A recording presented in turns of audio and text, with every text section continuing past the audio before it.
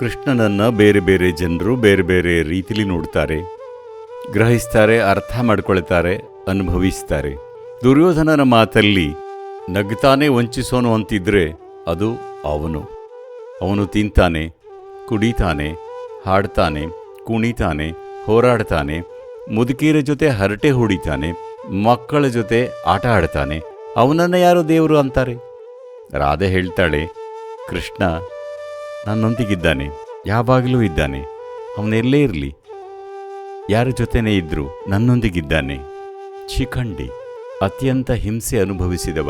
ಅವನು ಹೇಳ್ತಾನೆ, ಕೃಷ್ಣ ನನಗೆ ಭರವಸೆ ಕೊಡಲಿಲ್ಲ, ಆದರೆ ಅವನು ಇದ್ದಲ್ಲಿ ಭರವಸೆಯ ತಂಗಾಳಿ ಎಲ್ಲರನ್ನ ಸ್ಪರ್ಶಿಸುತ್ತೆ.